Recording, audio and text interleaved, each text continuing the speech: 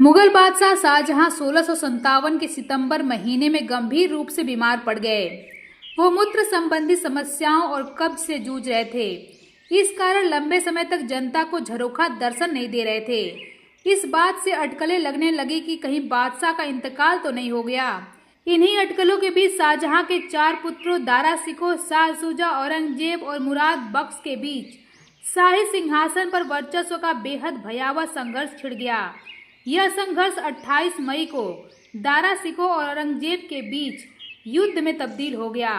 शाहजहां ने अपने बड़े बेटे दारा शिकोह को अपना उत्तराधिकारी नामित किया, लेकिन शाहजहां की मृत्यु की अफवाहों के बीच औरंगजेब ने मुराद और कुछ हद तक शुजा के साथ गुप्त पत्राचार शुरू कर दिया और मुराद के साथ गठबंधन करने में सफल रहा। औरंगजेब ने अपनी जीत पर मुराद को पंजाब, सिंध, काबुल और कश्मीर सहित मुगल क्षेत्रों का एक महत्वपूर्ण हिस्सा देने का वादा किया। हालांकि यह गठबंधन औरंगजेब की ओर से एक रणनीतिक छल था, क्योंकि उसने बाद में मुराद को धोखा देकर मार डाला। शाही परिवार में जब गुटबंदी का दौर चरम पर था, तब राजकुमारी जहां आरा बेगम ने बड़े पैमाने पर दारा का समर्थन किया, तो वहीं रोशन आरा बेगम ने औरंगजेब का खुलकर साथ दिया। शाह शुजा सैन्य कार्रवाई शुरू करने वाले भाइयों में से एक था, जिसने अपनी टीम को बंगाल से आगरा की ओर मार्च किया। जवाब में दारा शिकोह ने शुजा को रोकने के लिए एक पर्याप्त शाही सेना भेजी। बहादुरपुर की लड़ाई 24 फरवरी 1658 को बनारस से लगभग 5 मील उत्तर पूर्व में हुई थी। इस मुकाबले में शुजा की सेना निर्णायक रूप से पराजित हुई और उसे बंगाल की ओर पीछे हटने के लिए मजबूर होना पड़ा। उधर औरंगजेब और मुराद ने आगरा की ओर अपना संयुक्त मार्च शुरू कर दिया। इसी क्रम में दोनों की सेनाएं गंभीर नदी पर धर्मत गांव में इकट्ठा हुई।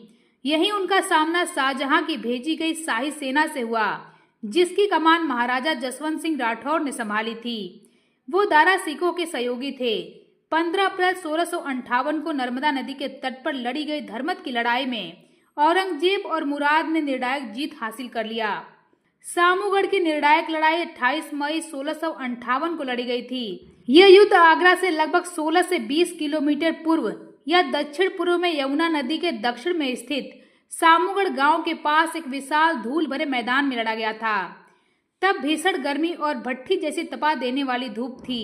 इस लड़ाई में दारा शिकोह ने एक बड़ी गलती की। वो हाथी से उतर गया और सैनिकों ने हाथी पर बने हौदे को खाली देखा तो उन्हें लगा कि राजा मारे गए या फिर युद्ध का मैदान छोड़कर भाग गए।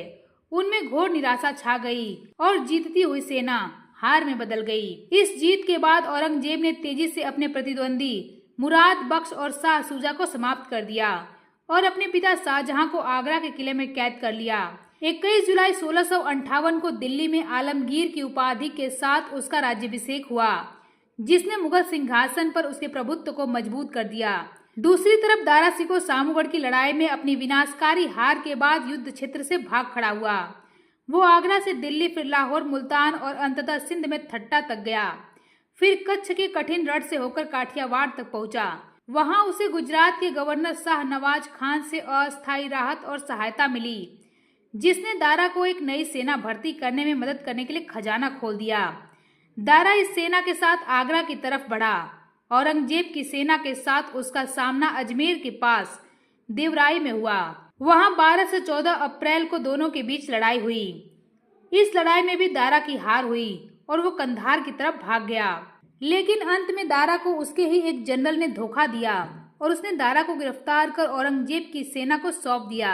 दारा शिकोह को दिल्ली लाया गया, जहां औरंगजेब के आदेश पर उसे जंजीरों में बांधकर एक गंदे हाथी पर बैठाया गया और राजधानी की सड़कों पर उसकी परेड कराई गई।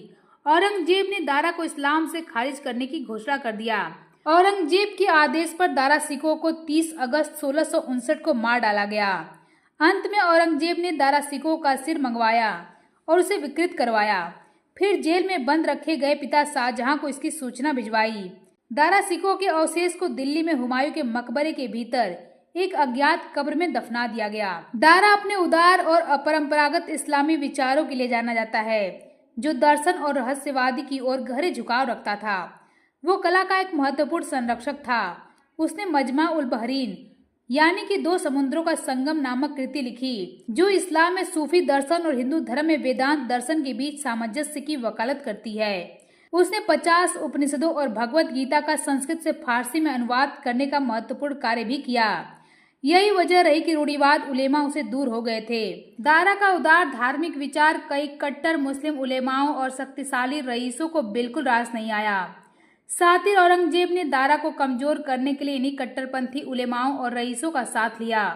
औरंगजेब ने धार्मिक कट्टरपंथ की शक्ति को समझा और उसका उपयोग रूढ़िवादी गुटों और धार्मिक अभिजात वर्ग के एक महत्वपूर्ण वर्ग से समर्थन को मजबूत करने के लिए किया, जो अधिक रूढ़िवादी इस्लाम राज्य के पक्ष में थे।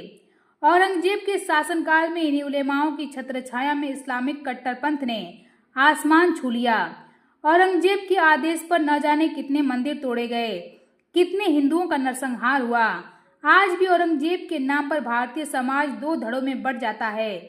एक वर्ग औरंगजेब की क्रूरता भरी व्यापक नीतियों पर उदारता के इक्के दुक्के रणनीतिक कार्यों को बढ़ा चढ़ाकर पेश करने की कोशिश करता है। इसमें हर समुदाय, वर्ग और हर पेशे के लोग शामिल हैं। वहीं दूसरा वर्ग उसकी क्रूरता को दिखाता है, जिसमें सामूगढ़ की लड़ाई का परिणाम दारा का सिर कटा और उसके पिता शाहजहां को भेजना शामिल है।